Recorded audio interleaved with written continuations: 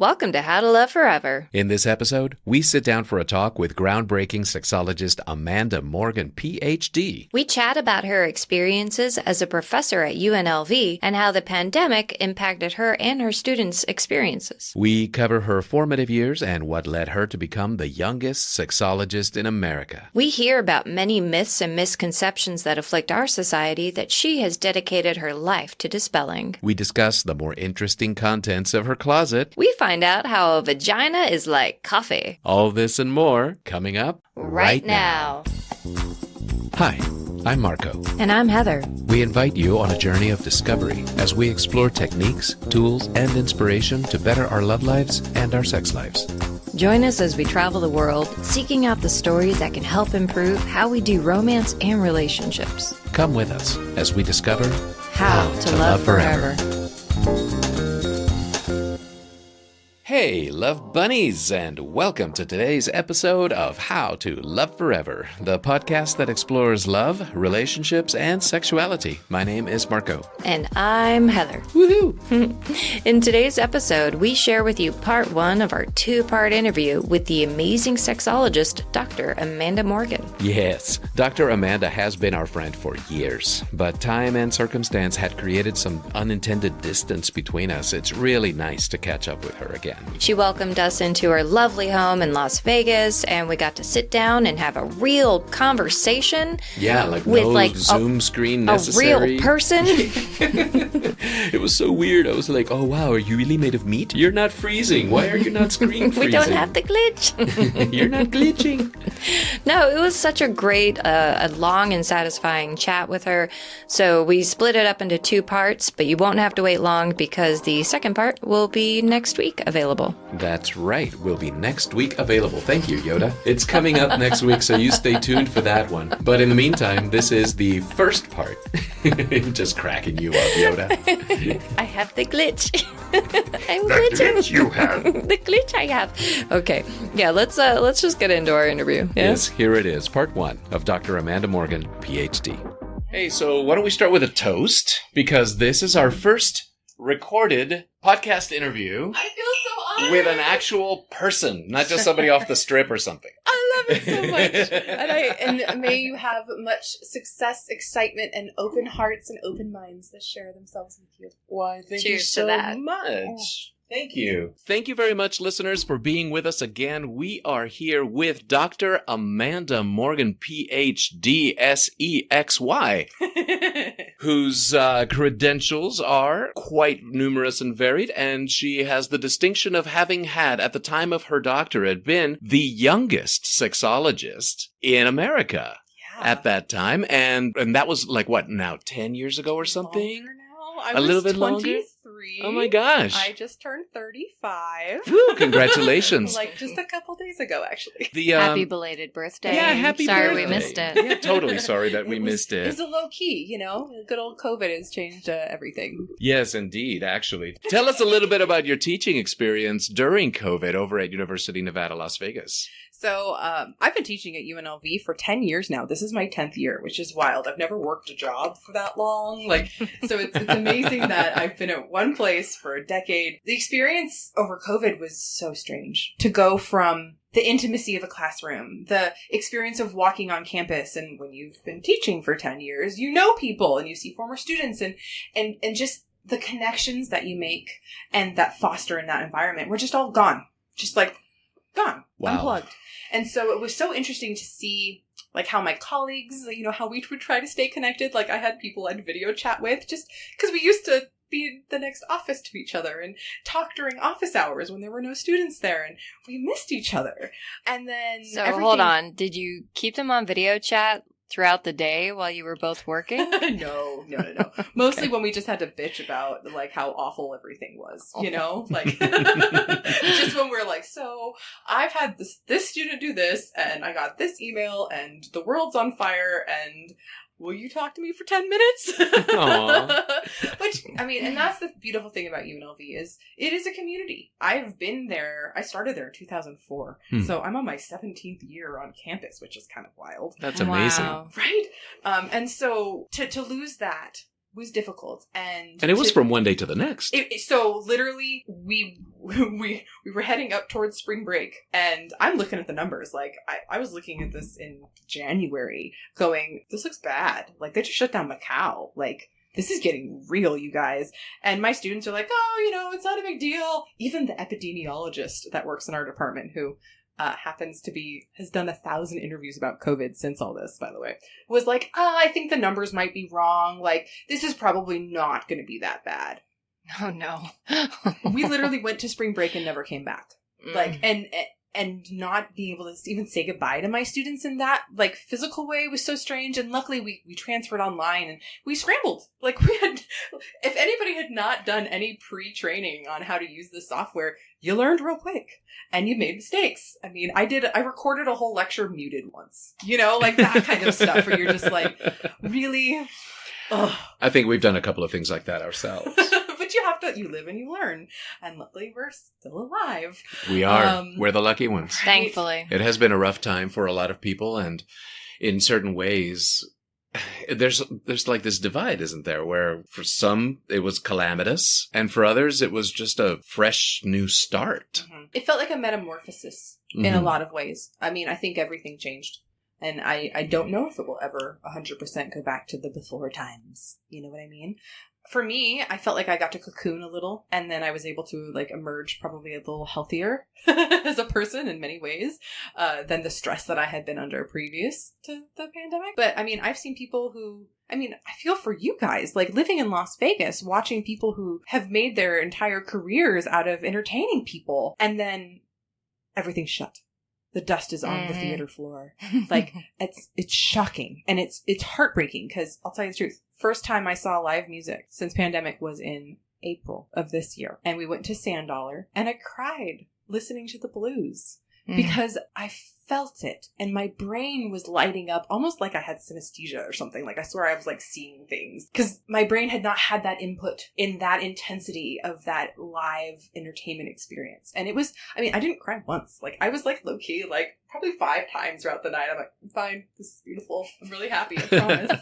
But I'm a musician too, right? So it's like the semblance of some hope that we will be able to share and what has held us together. I mean, it has been music. It has been Netflix. It has been so many of these things that have kept people sane during this totally bizarre time. So if we don't think entertainers are important, just, shut down your Hulu, your Netflix, your Disney Plus, and see how long you can handle it. Amen.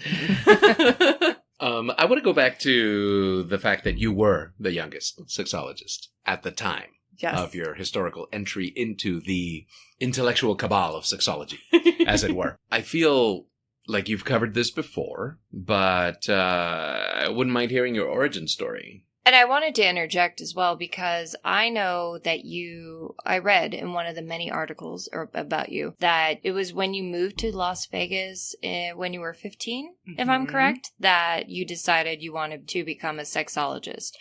Was it something about Las Vegas that inspired you or what caused what was that trigger? That understanding? So before I lived here, lived in Vancouver, Canada. Okay. And Lovely city. I had not been raised there. I only lived there for a few years. My stepdad was Canadian and we immigrated there. Before that, I had lived in Hawaii, in Maui, and my mom is an astrologer, and I had been around a lot of alternative folks. And so the Tantra people were there, and, the nudists were there. And so from a young age, I had been exposed to the normalness that is a naked human. The fact that there are people who do study sexuality and work in these fields. And so I can tell you, living in Canada, there are very open-minded, amazing, sex-positive people in Canada. But Canada is not as sexualized of a culture as Las Vegas. And so I did 2 years of high school in Canada, and I didn't have any friends who were having sex. And we were young, right? But was it winter? There was winters that happened, yes. For 2 years, right? Yes. 2 years straight, it was just winter. Because I'm pretty certain that's what I understand of Canada. Now, where I lived, I have to say, is literally the most southern part of Western Canada. Like, I could look out our balcony and see the border line up. Like, America was right there. Like, literally, where UNLV is from my house was probably America. That's you could throw a rock at Bellingham. For real. Yeah, exactly. And so I enjoyed that. It was warm as Canada can be. And it rained a lot, but there was a beach and like, it was cool. I enjoyed living in White Rock. It was fun. But, you know, we got good sex ed then. We had it every year in phys ed, as they called it. And as well as in like biology and science. We talked about sexuality. We talked about babies and reproduction. I then moved to Vegas. I find out that the sex education here it barely exists. Almost everybody I knew was having sex and had been for like a couple years. They were doing it at school. They were doing it in the bus. And I was a band kid, right? Even the nerds were getting laid. And so it was such a shift of like, okay, like this is a different town. But I felt that it was also that rebelling against the kind of abstinence, hold it in the box with this sprinkle of Sin City myth in a lot of ways. Like I do not feel like Las Vegas is the sinniest of cities. It's actually, in my view, relatively conservative. It's very conservative. Anyway, please continue. And so I was that kid who loved like TLC and would watch all like the anatomy of sex and all the little sex experts, you know, talking about bodies and orgasms. And I would stay up till God knows how long watching that. I used to stay up listening to Loveline. So shout out to Adam Carolla and Dr. Drew. Like, you changed my life. Nice. I called in one time when I was like 14. I did. I wanted to know. You want to know my question? I would love to know your question. Yeah. Let's hear your question, Dr. Amanda. So I wanted to know if a guy ejaculated into your mouth and then you kissed him after, and then he went down on you, could you get pregnant? Wow, that's actually a really smart question. Particularly for a 14-year-old. I had some concerns. I'm asking for a friend. Yeah, I was definitely very curious. But the other cool thing about it was, so they said to me, they laughed, they did giggle at me, and then they're like, well, it's a very, very, very small chance. But if sperm can get there, it could potentially happen, which is true, right? I mean, and there have been some interesting stories. Enzymes in saliva do not break down sperm? They don't Let's necessarily. Let's talk science, Dr. Sexology. Yeah, so saliva it breaks down things. Okay, so for example, like the HIV virus is generally a pretty fragile virus, okay? Unless you have like, you've literally pulled a tooth and you have a gaping hole, you've had oral surgery. You need an entrance, but saliva itself will kind of attack things like HIV. So that's why, yes, there is still a risk. It has happened, but the amount of cases that of HIV infection that have happened from oral sex are very small. But with sperm, they can be, if they don't get much oxygen time, they can last a while. So, for example, if sperm ended up in a vagina, which the vagina itself is already a very acidic place. Like, a lot of people don't realize that a healthy vagina is more acidic than coffee. Like, and the acidity of it is what keeps it healthy. When it gets less acidic is when you get more overgrowth of bacteria that can live in that more basic environment than what a healthy vaginal environment would be. And I love coffee also. There you go. There's a correlation there. It explains so much. It does. It really explains a lot. But sperm can live inside of a body for up to a week. And so that's like when we talk about fertility and these kinds of things, I love asking my students, do you think you can get pregnant every single day of the week from the moment you start your period till the day you get menopause, right? And many of them say yes, because they have been taught with this such fear of how you don't get pregnant. You're going to get it. Like, anyone touches you with a penis and you're going to get pregnant. And tell me if I'm wrong, but isn't that the general modus operandi of the American sex education focus in general, is just kind of make you a little scared? Be afraid. Be very afraid. How do you see your students when you first begin, like the first year of their classes? How do you see them being affected by that? I'd say indoctrination, I guess. I would say almost every single one is. Unless they've gone to a school in like California or Oregon, some of these places that have much more comprehensive sexuality, where they don't teach it in like a week and they don't whisper about it, where they actually do condom demonstrations, that kind of stuff. We're not legally allowed to do that in Clark County. People don't realize they cannot show you how to use a condom in a health class in Las Vegas. With all the billboards we have around here. Right? With prostitution 45 minutes away that you legally have to use a condom with, but we're not going to teach you how to use one. And some teachers will literally break the law and will be like, this is important, lock the door. I'm going to teach you how to use a condom. And I've had students who've told me that that's what their teacher did. And cheers to those teachers. You're actually teaching them a incredibly valuable, potentially life-saving skill. But so many of my students, the first week of class, this is them. They sit there with their hands crossed. You can tell they're just like, oh my God, what's happening right now? And I start gentle. right? I try to ease in because I know that so many students, I have students who've gone to Catholic school their whole life. I have students who are from other countries where they don't have any sex education. I had a student from, I think she was from Somalia, and she was afraid. She had been told that if any man ever touches her, she'll get pregnant. So once she started her period, she stopped hugging her father because she was afraid that she would get pregnant from hugging him. Like, these are the stories I hear that are just that's a bit tragic. That's heartbreaking. It is heartbreaking. What kind of effect does that have on your family, on your dynamic with your family? Man. It's so yes, I have seen the shame. Most of my students do not know what a vulva is, which is the external female genitalia. Many people call it a vagina. Oh, not the car from Sweden. Well, I think, you can drive it all night long, but it's, it might last longer than a Volvo. Okay, that sounded practiced. I'm certain that that's how you start in your class, isn't it? That's one of your go-to lines. I'm sure it is. I mean, I had a student just this week who's like, I'm 24 years old and I have now just learned what a vulva is. And they're even Canadian, so they got better sex ed in Canada and didn't even learn this stuff. It's interesting because in the 16 weeks that I have these students in class, I kind of watch them melt into themselves, into respecting other people, into being more open-minded about things they've maybe never heard about or never had the opportunity to ask questions about. And so I see them leaving knowing their bodies better, knowing how to give pleasure to their partners better. Or even if they're virgins, I say they add to their tool belt, right? Like, you might not have made your sexual debut, but when you do, you'll be ready. And I do have, actually, not all college kids are having sex. That's a thing I think is important to know. I have a lot of virgins. I'd say at least 20% of my students probably have not had sex yet. And that tell me, right? And then, of course, there's people who would never tell me such a thing. And then I see them more accepting of people who are gender and sexual orientation diverse. More accepting of diversity than previous generations, yes, or what? Or just than 16 weeks before.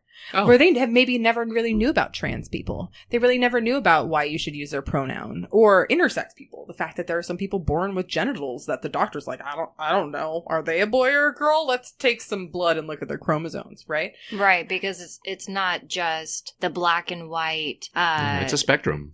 concept that we've been taught for so many years, XX, XY, and the chromosomes. But now, with our understanding of biology deepening and the fact that it can be so many fascinating permutations of like XX, XXY, and it's mind-boggling. It's really like empowering, and still the education needs to be disseminated. They're not getting it in high school. I can tell you that. It's just the curriculum. I mean, I personally go to the school board meetings asking for better sex education, and it is so painful. It's like physically painful. And on some occasions, it feels dangerous to go to these school board meetings. I have been cornered. I've been hissed at. I've been booed. I will not walk to my car alone after the school board meetings around sexuality. Oh, dear. There's people who drive their trucks around with, like, pictures of guns. Like, I would shoot a trans girl in the bathroom with my girl. Like, that kind of stuff. And so, like, it's heavy. Like, sex brings out some interesting people. And like you mentioned, Vegas, despite the 5 miles of sparkle and quote-unquote sin, this is a very heavily Catholic and LDS community. And they come out united against sexuality education in this town. Well, and I feel that might be an actual symptom of the sort of sexual conservatism that happens in Las Vegas. I know it's like a dichotomy here because you see it on all the billboards, but what it is they're selling it as sin, Sin City, quote unquote. Whereas people who have, I guess what I would call a more diverse or a more balanced or a more healthy version of sexuality in their heads wouldn't be calling a lot of these things sin. They would just be calling them, kind of a fun Saturday night. Interesting way to spend $800, something like that. So that, to me, the language belies the reasoning behind it, obviously. It's interesting to me also, going back a little bit to a couple of things that you just said about how sexuality is becoming a spectrum instead of this duopolar entity. I kind of feel that the 21st century is kind of all about that. There are so many things in our world where these black and white attitudes are turning into spectrums, turning into these sliding scales. Sexuality is a very big one of those. Isms, for example, all the political isms, all the philosophical isms, they're breaking down into nuances, and you are right in that battlefield where you're trying to teach people about stuff that's always been, but we just now are beginning to get some of the mental training as a wider generation to be able to see it with the nuances that it deserves. Or even the words. We have new words now. Words. Every year there's new words. Tell us words. I mean, for example, since I've been teaching sexuality, we don't use the word transsexual anymore. Okay, is that considered No. derogatory? Oh, no. It is starting to become kind of a derogatory term because it divided the trans community in between people who had potentially taken some sort of like medical action to change their gender expression, while some trans folks never will, whether because they can't afford it, because there's definitely a socioeconomic barrier. Oh, it's giant. True. It's an expensive right. process. Very expensive, from having your hair removed to getting boobs or having your breasts removed. It's much easier to make a vulva than it is to make a penis, and about 20 times cheaper to make a vulva than to make a penis. The technology is ironic. Well, it's easier to subtract than to add. Talk Always. about body parts. Okay. I mean, it's the same way when we're building costumes. Make it bigger. We can always cut it down. Exactly. Not It's that we've ever made a giant penis costume or anything. Not yet. Well, Oh, please. There go all our state fair contracts. I have 3 in my closet, so if you ever need to borrow one, I have two just kind of regular ones, and then I have a big black inflatable penis costume. Dr. Amanda Morgan, just about the only person I know, maybe 10 or 11 more, that have multiple penis costumes in her closet. Anyway, please continue. I have a vulva costume. I have a sperm costume. Like, I'm prepared. Let's leave it at I'm prepared for all the things. Wow, let's put together a theater show that is nothing but sex ed. I basically, that is one of my goals. With my variety show that I've done, Dr. Sexpot's Erotic Circus, it definitely has a mix of that, sex positive, little hint of sex education, but also just sexual openness. Right. That, yes, the vulva costume, the penis costume, all fits out. Dr. Sexpot's Erotic Circus is something that we were witness to at the Erotic Heritage Museum back when you were involved in it. Can we talk a little bit about your time at the Erotic Heritage Museum? Is that a thing that you'd be open to discussing? Yeah. Maybe a little bit of the arc of your history there, and what were your favorite moments or memories as a sexologist, but also just as Amanda? And yes, Heather? I would like to interject that you never finished talking about the new terms for transsexual. So if we're working to educate people, I think we should finish that up and we can pop back over to Sexpot. Well, trans is definitely become the shorter version, right? So trans encompasses transgender. And for people, there are older trans folks who still identify as transsexual. So it's interesting because it's kind of a self-identified term, but the terms change, right? Just how older queer people, for example, older men who are in their 70s who are gay, probably would never use the word queer because they've probably had that word used as a derogatory term towards them. Right? Yes. Yeah. And so it's interesting to see when they might use some of these other terms. But basically, we're now starting to use trans. We're now starting to use assigned female at birth, assigned male at birth. The term biological sex is kind of offensive, especially because when we talk, like you said, about all the different chromosomes, there are trans folks that also might have extra chromosomes. So maybe they were assigned male at birth, but really they have extra X chromosomes. Biologically, they could be considered female just as much as they are male. Exactly. Marco had a friend a long time ago who had that happen when they were born. He was a dear friend, and, I loved him dearly, and I call him him because that's how he identified himself as. But it was a forced identification. When he was born with both sets of sexual equipment. And there was a decision that had to be made in the late 1960s in rural Texas about whether this cat was going to be a boy or a girl. And the doctors said, well, let's make this person a boy. It's just going to be a 15-minute procedure instead of an 8-hour procedure or whatever it was. And so he became a man. And he wrestled with things like testosterone count and stuff like that his entire life. He's still out there. Shout out, Paul. I love you. And he is the person that taught me. I credit him for being the first person to teach me about what is the sliding scale of gender and sexualities, you know? And when he was having trouble with his prescription, and I went to, I drove with him to get a physical, and he became very intimate with his process. It was such an eye-opening experience because I always considered him, in a very derogatory nowadays term, but back then in the 90s, kind of a soft boy type. Mm-hmm. And sure enough, he blew my mind wide open about the spectrum of sexuality with, just his personal experience and how he opened up to me. And I am decidedly I identify very much as a male. I mean, I don't have anything that would say otherwise, but I'm just a hairy, gruff guy with a low voice, that kind of thing. So it's always been the easiest for me. And for him, it's a choice to make every day, even now that the operation has happened, because still his genetics, his biology, things like that are still within that spectrum, kind of right in the middle, really, with him. And that's got to be difficult for persons, especially persons that live in places where society hasn't quite opened up yet to that. Is Las Vegas one of these places?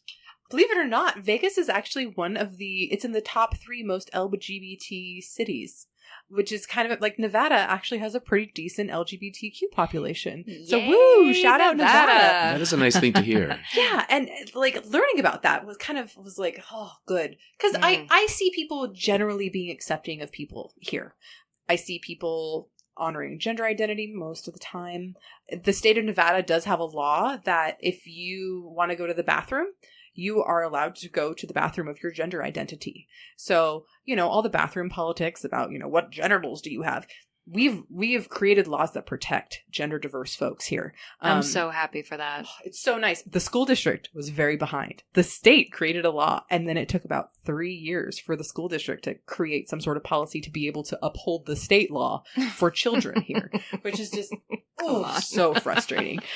But those things make me happy. And I see people being able to thrive here. Our community is, I want to say it's small but mighty. It's medium but mighty. And it's nice to see that, Las Vegas has its pride festivals and, drag queen bingo. And I feel like we're a city that is definitely more accepting of people for who they are. Because that's gender identity. It's like, what do you wake up every day feeling? Don't look at your body. What does your brain tell you? That is your gender identity. And for some people, that is such a struggle because they may come from a family or religion or culture in which, you are your genitals. When they might hate their genitals. They might be so disconnected from their bodies because they feel very deeply that they are in fact in the wrong body. And there's actually some research that shows that their brains look like the gender they feel they are. Right. Yeah. I've seen that. That's fascinating. Because then we talk about biology again. Right. It's amazing. Are there dangers to having that kind of cognitive dissonance between your identity, your biology, and all of these, the social roles, all of that? The suicide rate is exponentially higher that is tragic. In sex and gender diverse folks. It's so tragic. It is. It's between the self-harm as well as the homicide. And that's the other thing that a lot of people don't realize is that trans folks, especially trans folks of color, are murdered at a much higher rate than any other group. And not just necessarily shot once or stabbed. It's they're brutalized because sometimes you have people in their own inner disconnects, inner anger, inner whatever. There's so much happening inside of humans that they then project all that anger onto them. I was attracted to you and now I feel disgusting, so I'm going to have to brutalize you. It's heartbreaking. And I think we don't talk about it enough. It's what I call the troglodyte response. It's that inner caveman or cave person in all of us that just does not understand, therefore must hate. And it's a rough one to get over. Mm-hmm. And going back to my comment about the 21st century, I hope this might be the century we get over it. Slow progress. I see it. And I can tell you the kids, as strange and as addicted to the internet as they are, they're pretty good. Okay? I have hope. How hopeful is that? My partner used to teach high school biology, and he's like, I watched one of the gangster kids defend a trans kid today. He's like, I liked it. It's so nice to see, versus when we were in high school where that's probably not what would have happened, right? No, most likely not. Yeah. Wow, that's wonderful. Yeah. I wanted to, and I definitely want to talk about Dr. Sexpot's Circus, but I wanted to get back to your mission as an educator.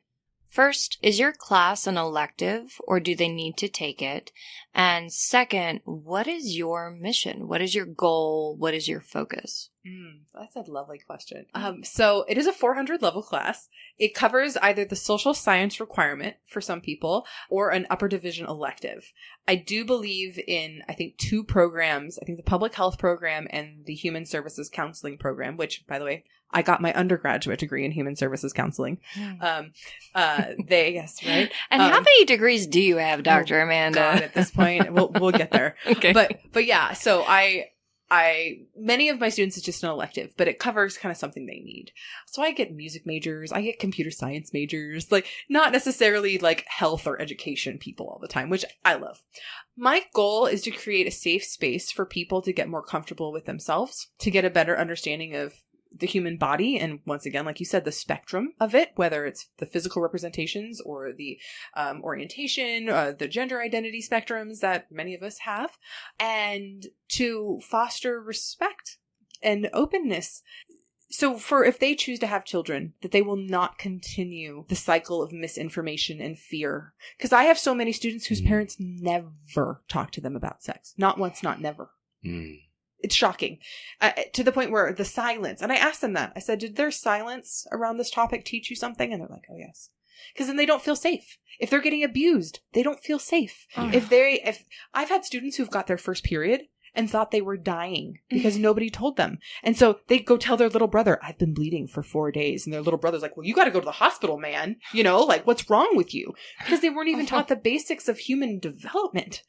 And so, you know, I believe part of my mission is curing the ignorance and releasing so much of the shame that so many people carry. And then some of the guilt, because I think people feel guilty for having sexual feelings and desires. And I want them to know they're not alone and that there is a rainbow of people and diversity out there. And that because you're interested in this or because you feel a certain way about yourself or about who you're attracted to, that's okay. That guess what? This is part of the human experience and you're not alone and there's nothing wrong with you. Wow, what a good chat that was.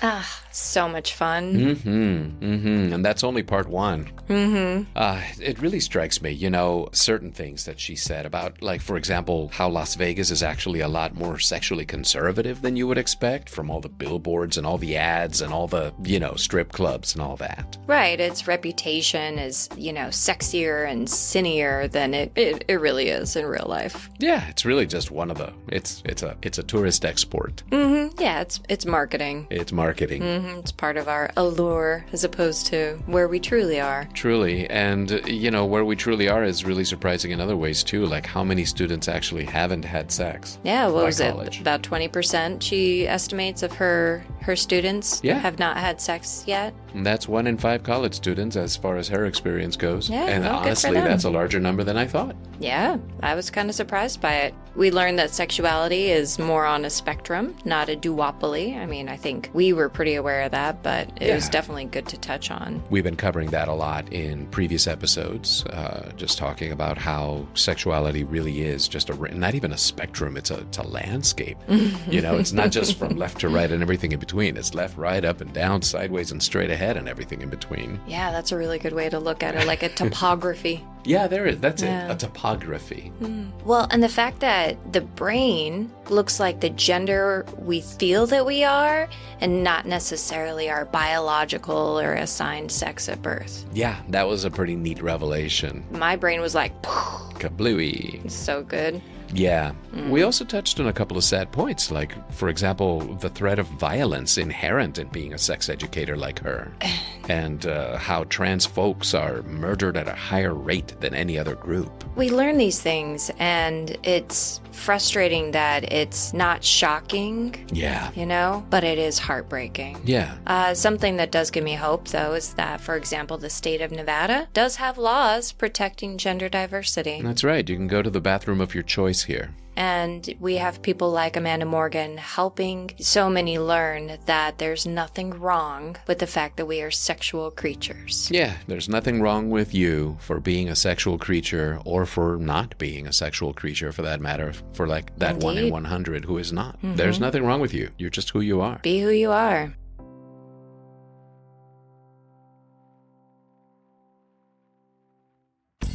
Well, that's it for our show today. Thank you so much for joining us. And remember that you can reach out to us on Facebook at facebook.com/howtoloveforever and on Instagram at how2 We are always looking to hear your feedback, what you would like us to cover, and maybe you would like to share your perspective and insights as one of our amazing guests. You want to come and be interviewed by us?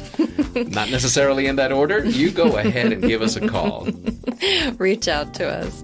And if you also feel that the show we're putting together provides some value, is good for the world, or it's just plain entertaining, we'd love for you to join our community on Patreon. Yay! Yay! We have a whole range of relationship levels you can choose from, and the more committed you become, the more we're going to be able to share with you.